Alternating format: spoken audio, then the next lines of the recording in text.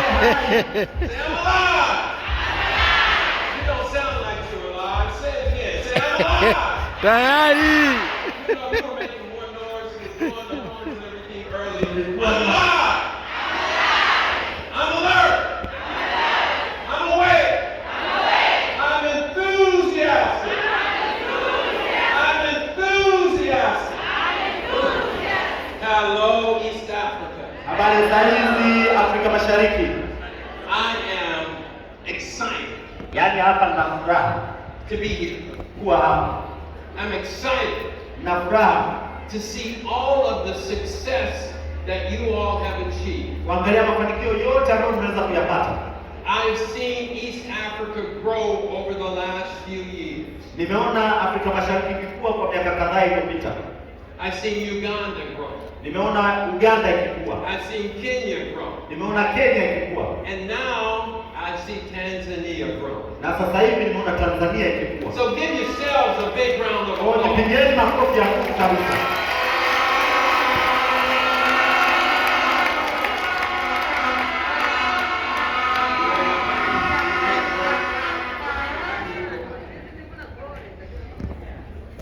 Let's give Austin a big round of applause. Haya, nipigie makofi. That's not a big round of applause. Come on.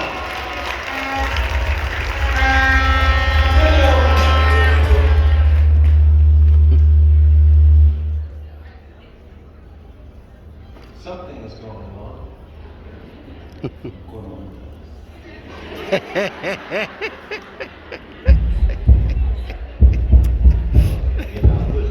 Woo. Just check 1 2 1 2. Woo. For those of you that don't know me, Kwa wale ambao mnifahamu, my name is Ricco Brown. naitwa Ricco Brown. I'm Executive Vice President with Neolife International. Mimi Executive Vice President wa Neolife ya kimataifa. I've been with Neolife for 32 years. Nimekuwa Neolife miaka 32. I live in Houston, Texas, Naishi Houston, Texas. but I travel most of the time, traveling around many places. Na mara nyingi nimekuwa nikisafiri sehemu nyingi sana. In 32 years, I have been to 56 countries that we do business in Neolife. Na katika miaka 32 nimekuwa katika nchi 56 ambazo Neolife inafanya biashara. And I go and see people just like you, Na nikienda naona watu kama nyinyi, average people, watu wa kawaida, trying to achieve extraordinary results. wakijaribu kupata matokeo ambayo sio ya kawaida. People like you, Watu kama nyinyi, with goals and dreams and wenye desires. malengo na ndoto na hamasa. People like you, Watu kama nyinyi, excited about life and the possibility of being. ambao wanafurahia maisha na uwezekano wa kuwa wanachotaka. See, we live in a world Sasa hivi tunaishi katika dunia of continual becoming. ambayo iko katika hali ya kuwa yule mtu tunayetaka. Goals will always be out front Malengo siku zote yatakuwa pale mbele and not behind. na sio nyuma. Your goals should be out front. Malengo yako yatakiwa yawe mbele, That is the only motivation that you have. na hiyo ndio hamasa au motisha pekee yake ulionayo. What you desire, Kitu unachotaka, what you want. kitu unachohitaji. See, in life there are 3 phases. Katika maisha kuna hatua 3. And the first phase you go through in life is called need. Hatua ya kwanza unayopitia katika maisha inaitwa hitaji. You need Unakuwa unahitaji, housing, unahitaji nyumba, transportation, unahitaji usafiri, food. chakula, You need it. unakuwa unahitaji. The second phase of life is called want. Hatua ya pili ni ile unataka. You no longer just need, but you start deciding what you want. Umetoka kwenye hitaji, sasa hivi unaanza kuamua kile unachotaka. I want a Toyota. Unaamua nataka Toyota, I want a 4-bedroom home. nataka nyumba ya vyumba 4, I want to travel. nataka kusafiri. That's the want phase. Hiyo ndio hatua ya kutaka. But the phase that I want each and every one of you to achieve, Lakini hatua ambayo nataka kila mmoja wetu kufikie it is called just because. inaitwa kwa sababu tu. Just because. Kwa sababu tu. Think about that. Fikiria, You do it just because. unafanya kwa sababu tu. You want a new car, you go out shopping, you wasn't looking for a car, you didn't want a car, but you bought it, and why did you buy it? Just because. Unapenda gari, umetoka gari nyumbani nayo, umefika kule umeamua kununua. Na kwa nini umenunua hiyo gari? Kwa sababu tu umejisikia. You went to the airport to pick someone up and decided you were going to go somewhere for the weekend, and you didn't pack anything because you could buy it wherever you were going. Umeenda airport kumpokea mtu na umefika pale umeamua kwende weekend sehemu na ukoja beba chochote, lakini unaenda na unanunua vitu vingine kwa sababu tu. Just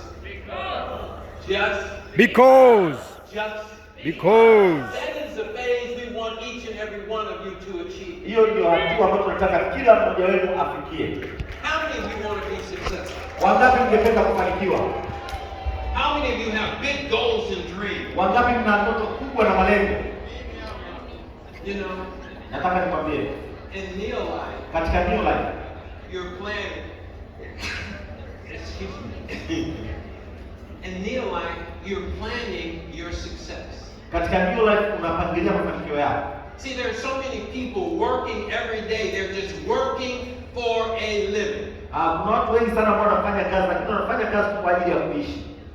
In Neolife, lakini katika Neolife, you're planning your future. Unakuwa unapangilia maisha yako baadaye. You see, there is a challenge to success, whether you realize that or not. There is a challenge. Lazima ugundue kuna changamoto katika mafanikio, huo unajua hilo au ufahamu. If there wasn't a challenge to success, then everybody would be successful. Kama kungekuwa hamna changamoto, then kila mmoja angekuwa amefanikiwa katika hii dunia. But in Neolife, everybody can. Lakini Neolife inasema kila mmoja Each and every one of you have an opportunity. Kila mmoja wenu ana fursa to achieve the maximum kufikia kiwango cha juu of your potential. Cha uwezo wako. See, going from average kutoka katika hali ya kawaida to fortune mpaka kufikia kwenye utajiri. It's not difficult. Sio ngumu sana. It's not very difficult at all. Sio ngumu hata kidogo. It is more difficult in your mind. Ni ngumu zaidi katika akili yako than it is in reality. Kuliko katika uhalisia. You see, the challenge is that you will meet on the road to success. Changamoto ni kwamba unahitaji kuingia katika barabara ya mafanikio. You have to be willing to overcome that. Lazima uwe tayari kupambana na hizo changamoto. The discipline. Kuwa na nidhamu. The setbacks. Kukutana na hizo vitu ambavyo vinakurudisha nyuma. Each and every one of you in this room have to be willing to do the uncomfortable. Kila mmoja wewe kwenye chumba lazima ufike katika ile hali ambayo ujisikii kufanya vitu fulani until you become comfortable. Mpaka ufike ile hatua ambayo unakuwa unajisikia kufanya vile. I want to let you in on a secret. Nitawapa siri nyingine. This is a real secret. Hii ni siri kabisa. And that secret is you get out of life who you are, not what you want.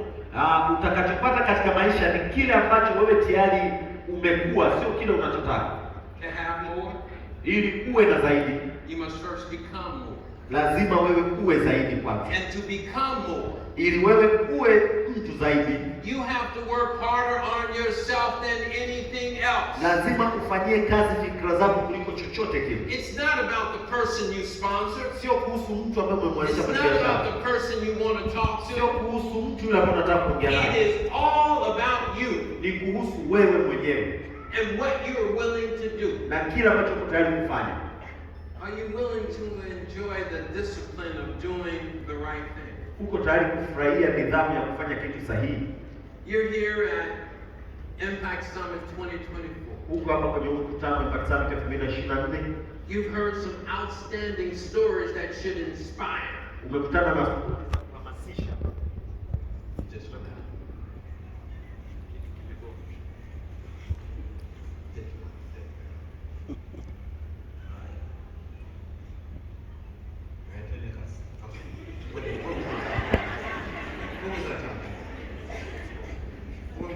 But I was saying something. Huh? What was I talking about? Huh?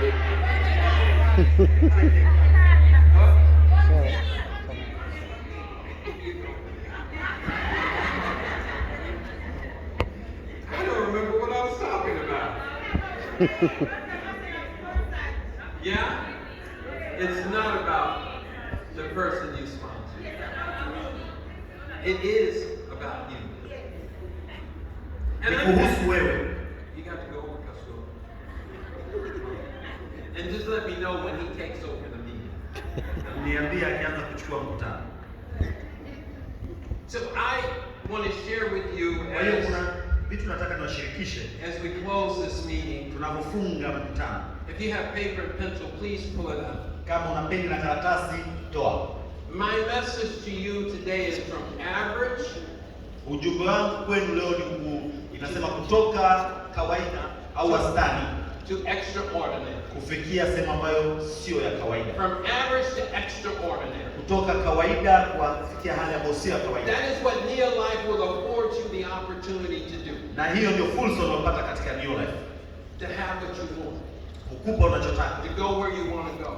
Kwenda unapotaka. To drive what you want to drive. Kuendesha kile unachotaka kuendesha. From average to extraordinary. Kutoka mtu wa kawaida kwenda mtu ambaye sio wa kawaida. And how do we start that process? Na hiyo mchakato tunauanzaje? We started with the word attitude. Tunaanza na neno mtazamo. Your attitude. Mtazamo wako. Attitude is an internal feeling. Mtazamo ni ile hali unayojisikia ndani. That is expressed outwardly. Ambayo inajitoa kwa nje. How are you feeling inside right now? Unajisikiaje ndani mwako sasa hivi? Are you feeling the hope? Unapata yale matumaini? Are you feeling the possibility? Unapata ule uwezekano? See, you are in charge of you. Lazima uelewe kwamba wewe ndio uko in charge na maisha. So your brain has to tell your body how to feel. Kwa hiyo ubongo wako lazima uwape mwili wako namna ya kujisikia. How to feel. How to feel. Namna ya kujisikia. Your brain has to tell your body how to feel. Kwa hiyo lazima ubongo wako uambie mwili wako namna ya kujisikia. You want to feel sad? Ukitaka kujisikia una huzuni, You want to feel angry? unataka kujisikia una hasira, You want to feel happy? au unataka kujisikia una furaha, You want to feel hopeful? au kujisikia una matumaini. Whatever your attitude is how you are feeling.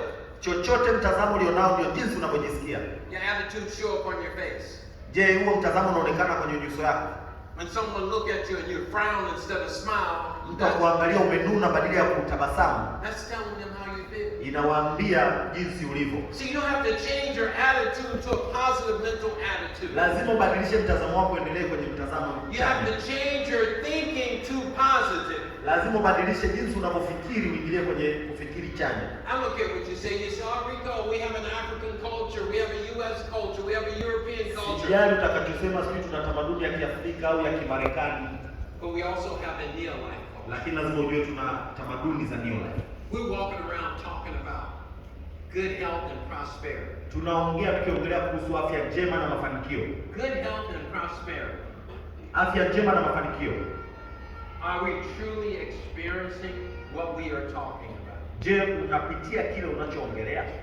You had a panel up here talking about using the product. Unaongelea kuhusu kutumia bidhaa lakini unaonekana kama mtu anayetumia bidhaa. I was talking to someone at a leadership school and they said, well, Ricco, I use the product. Nilikuwa kule kwenye shule ya uongozi na mtu akawa ananiambia kwamba anatumia bidhaa. They said, I take 1 trillion a day. Alafu akasema mimi nakulaga kidonge kimoja cha trillion kwa siku. Hello? 1 trillion a day. Trillion kamoja kwa siku. Is that using the product? Hiyo je, ni kutumia bidhaa?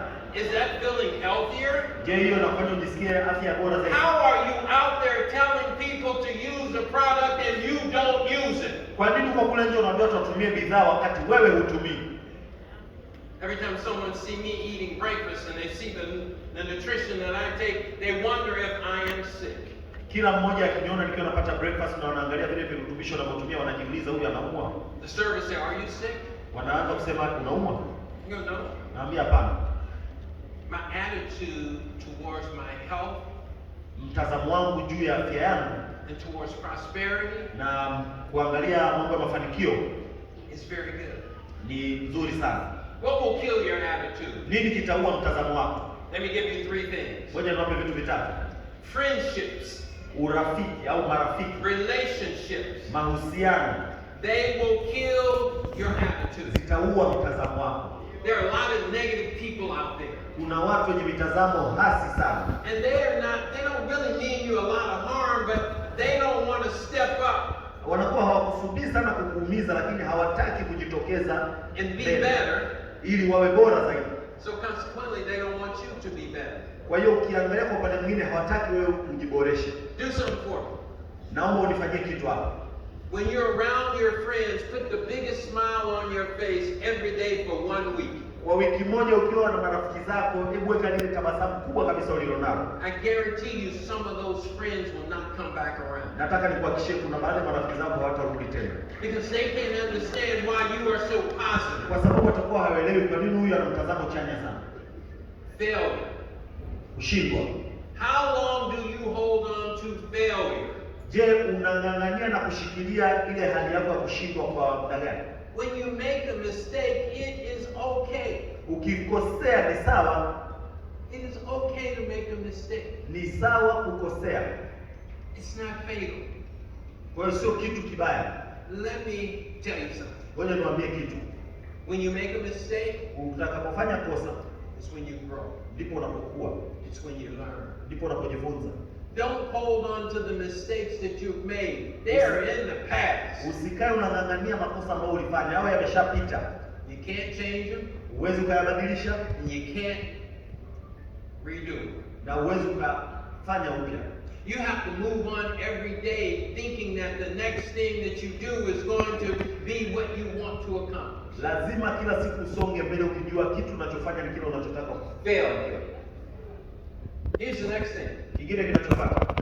What will have an effect on your attitude is how you see the future. Ni namna pia utasababishia mtazamo wako kae sawa, ni namna unavyoona maisha ya baadaye. How do you see the future? Wewe maisha yako baadaye unayonaje?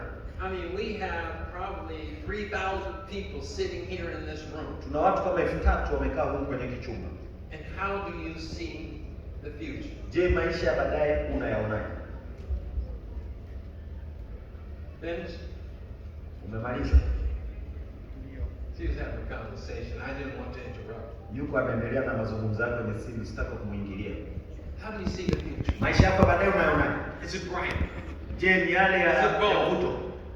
Will you be manager, senior manager? Je, utakuwa manager au utakuwa senior manager? Executive manager, director? Executive manager au mkurugenzi? Sapphire World Team? Utakuwa Sapphire au timu ya dunia? How many of you want to be president's team? Wangapi mnataka muwe timu ya rais? Guess what? Ngoja niwaambie.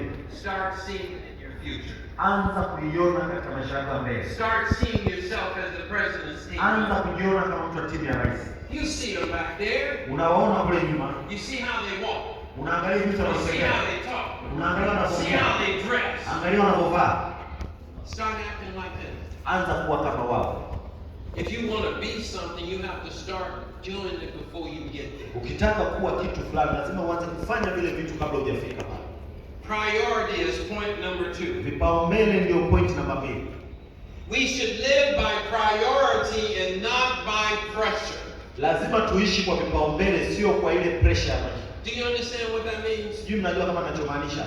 We should prioritize the things that we need to do and not allow the necessity and the pressure to dictate what we're going to do. Lazima tupe vipaumbele vitu ambavyo tunataka kufanya, sio zile pressure za maisha ndio ziamue ufanye kazi yako namna gani. We should prioritize qualifying before the last day of the month. Lazima uipe kipaumbele qualify kabla ya siku ya mwisho ya mwezi. Hello. Hello. We should prioritize qualifying before the end of the month. Lazima uipe kipaumbele qualify kabla siku zile za mwisho. Some of us Wengine wetu lives under pressure. tunaishi kwa pressure kubwa. And we wait to the last minute to see what's going to happen. Unasubiri mpaka dakika ya mwisho kuangalia nini kitatokea. And then when you miss the cutoff, Alafu ukikaribia pale ulipokwenda kufika, you want to blame us. unaanza kutulaumu sisi. You want to blame your sponsor. Unaanza kumlaumu aliyekuonyesha biashara. Live by priority. What is a priority in this business? Ishi kwa vipaumbele. Vipaumbele katika hii biashara ni nini? Sponsoring. Cha kwanza ni kusponsor. Sponsoring is a priority. Kusponsor ndio kipaumbele namba 1. Qualifying. Kuqualify. Qualifying is a priority. Qualify ni kipaumbele. Stepping up. Kuchukua hatua inayofuata. Stepping up is a priority. Kuchukua hatua inayofuata ni kipaumbele. And you are not doing it for me. Na hauifanyi kwa ajili yangu mimi. You're not doing it for me. Hauifanyi kwa ajili yangu mimi. You're not doing it for your sponsor. Hauifanyi kwa ajili ya sponsor wako. You're not doing it for your president's team. Hauifanyi kwa ajili ya mtu wako wa timu ya rais. If you meet those priorities, you are doing it for you. Ukifanya hivyo vipaumbele unakuwa unajisaidia wewe mwenyewe. I think sometimes you forget that you are a business owner. Saa nyingine nadhani hata mnasahau kwamba wewe ni mmiliki wa biashara. Each and every one of you. Kila mmoja wenu. We have 3,000 business owners sitting in this room. Tunawafanya wamiliki wa biashara 3,000 wamekaa katika hiki chumba. It is your business. Ni biashara yako. And you have to be active in building your business. Lazima uwe katika ile hali ya kujenga biashara yako. You have to learn to talk about your business. Lazima ujifunze kuiongelea biashara yako. You have to learn to explain your business. Lazima ujifunze kuelezea biashara yako. You have to learn to close individuals for your business. Lazima ujifunze namna ya kufunga wale wanaokuja kusikiliza biashara yako. You can't wait on someone else to do it for you. Huwezi kumsubiri mtu kukufanyia. Priority. Vipaumbele. Don't live under pressure, live by priority. Usiishi kwa pressure, ishi kwa vipaumbele. And I guarantee you, if you live by priority, you will find things will go much smoother. Na nakwambia ukiishi kwa kuzingatia vipaumbele mambo yatakwenda kwa ulaini zaidi. Under priority, I want you to write these three Chini things. ya vipaumbele nataka uandike vitu vitatu. Requirements. Mahitaji. What is required of me? Nini kinahitajika kutoka kwako? Requirements. Mahitaji. What is required of me? Nini kinahitajika kutoka kwako? Return. Return. Return. What you gonna get back? Unaenda kupata nini? Nini kitakurudia? What gives me the greatest return for my investment and my time? Ni kitu gani kitakupa faida zaidi katika uwekezaji wako? The last thing is reward. Cha pili ni kama zawadi. What gives me the greatest sense of joy? Nini kinakupa furaha zaidi? That's how you determine what your priorities are. Hivyo ndivyo unavyogundua nini vipaumbele. What is required of me? Nini kinahitajika kutoka kwako? What do I need to do next? Nahitaji kufanya nini? What's going to give me the greatest return on my time and my investment? Kitu gani kitanipa faida zaidi kwa muda wangu na uwekezaji ambao naweka? Vision. Maono. This is my last one. Vision ya mwisho. Maono. Knowing how to see. Lazima ufahamu namna ya kuona. To see clearly. Kuona vizuri zaidi. You need to see yourself clearly. Lazima ujione vizuri zaidi. In other words, you need to believe in yourself. Na ya mwisho ni kwamba lazima ujiamini. Do you believe in yourself? Je, unajiamini? Do you really believe in yourself? Unajiamini kweli? Do you know that you're made in the image of God and you're here for prosperity? Je, unajua umeumbwa kwa mfano wa Mungu na uko hapa kwa ajili ya kufanikiwa? If you know that, then you should believe in yourself. Kwa hiyo kama unafahamu hilo inabidi ujiamini. When you believe in yourself, you get confidence. Ukijiamini zaidi unapata Confidence is sexy. na kujiamini inavutia. Confidence is sexy. Kujiamini ni kitu kizuri When sana. you see someone with confidence, you look at them and you admire them because you know something good is happening. Ukiona mtu anayejiamini kumwangalia unawafurahia kwa sababu unajua kuna kitu kinaendelea katika maisha yake. You know, most people take care of their greatness to the graveyard. Watu wengi wanaenda makaburini na uwezo wao ule mkubwa kabisa. And in the graveyard, if we could retract those ideas and thoughts right out of the graveyard, we could make $1 million. Na kama tungechukua ile mawazo ambayo tumeenda nayo makaburini zaidi, tungekuwa tumetengeneza utajiri mkubwa sana. They were afraid. Walikuwa na hofu. They were afraid to go after their vision. Waliogopa kufuata maono yao. Are you going to take your greatness to the graveyard with you? Je, na wewe ukuu wako utaenda nao makaburini? Are you going to cry the tears of poverty? Je, utaanza kulia machozi ya umaskini? You know what the tears of poverty are? Unajua jinsi machozi ya umaskini yalivyo? Have you ever heard the word tears of poverty? Ulishasikia kitu kinaitwa machozi ya maskini? You're crying the tears of poverty when you make excuses for what you can't do. Utakuwa unalia machozi ya umaskini kama unatoa visingizio kwa kila ambacho huwezi kufanya. Because what you're really saying is what you say you can't do is what you're telling us is you don't want to do. Kwa sababu unachokuwa unasema kwamba kile unataka kufanya ni kile ambacho unaambiwa hutaki kukifanya. You like saying, I am not smart enough. Huko unasema mimi sina akili za kutosha. I'm not good enough. Mimi sio mzuri wa kutosha. I didn't go to school. Nahitaji kwenda shule. I didn't go to university. Sikwenda chuo.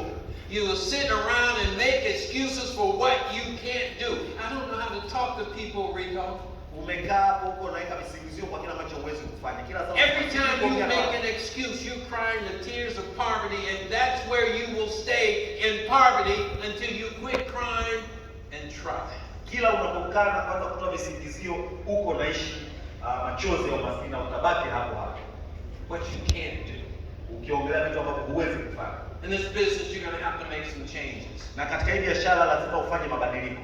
Change is not difficult. Kufanya mabadiliko sio kitu kigumu. If you commit to what you're going to change to, it is not very difficult at all. Ukiamua kwa kile kitu unachotaka kubadilisha sio ngumu sana. You see, when you change, unagundua kwamba ukiamua kubadilika, everything around you will change. Kila kitu kilichokuzunguka kitabadilika. Your attitude will change. Mtazamo wako utabadilika. Your walk will change. Unapotembea utabadilika. Your talk will change. Unapoongea itabadilika. And everyone will see the difference in you. Na kila mtu ataona tofauti iliyopo ndani yako. In you. Ndani yako. Don't sit in the bleachers watching someone else achieve success. Usikae tu hapo ukiangalia wengine wakipata mafanikio. Don't just applaud someone else's success. Usikae tu kuwashangilia watu ambao wamefanikiwa. Don't just blow your horn for someone else's success. Sio ukae tu na kupuliza tarumbeta kwa mafanikio ya mtu mwingine.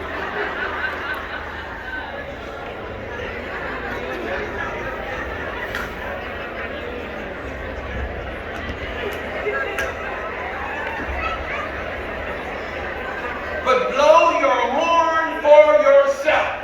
Puliza tarumbeta kwa ajili yako pia mwenyewe.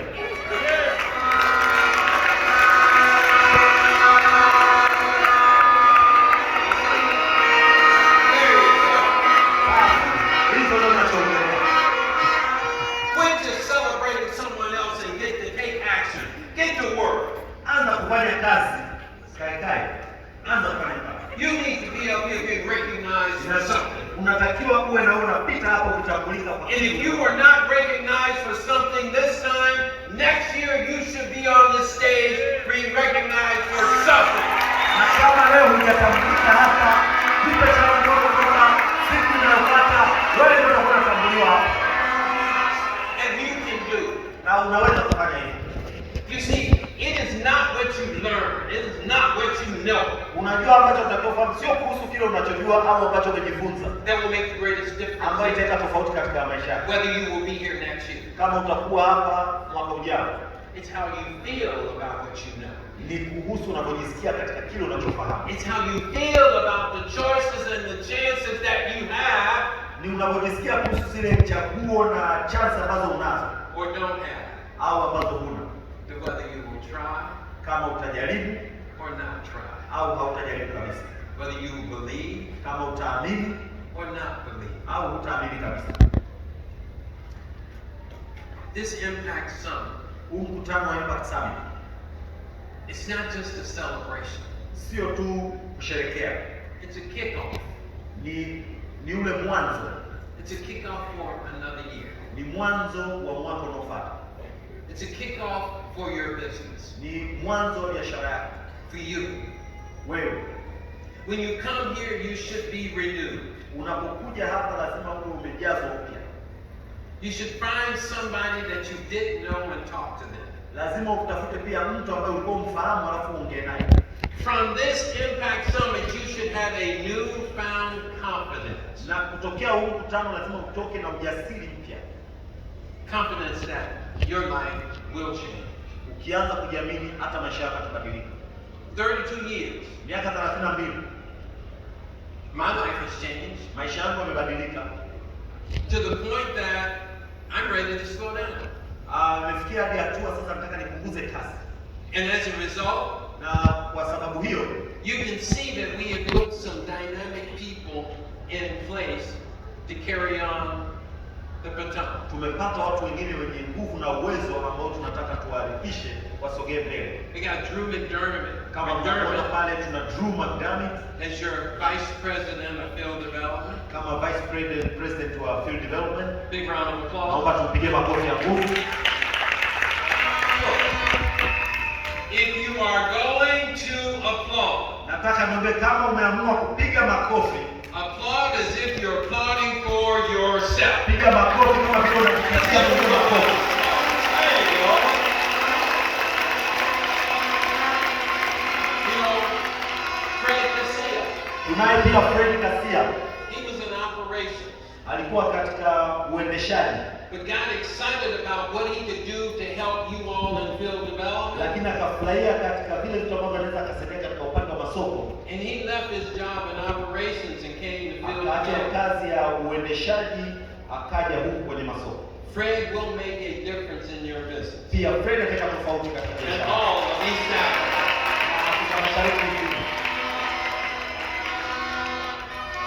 So the future is bright. Kwa hiyo maisha ya baadaye pale naona yanavutia. Though I won't be back as often as I have been here. Sitaweza kuja mara kwa mara kama ambavyo nilikuwa nakuja hapa. I do plan on coming back. Na mkakati wa kuwa narudi. You know, after living in East Africa for about 2.5 years. Baada ya kuishi hapa Afrika Mashariki kwa miaka 2.5. I consider East Africa my home. Naishi Afrika Mashariki kama nyumbani kwangu hapa Afrika. So get ready. Kwa hiyo jiandae.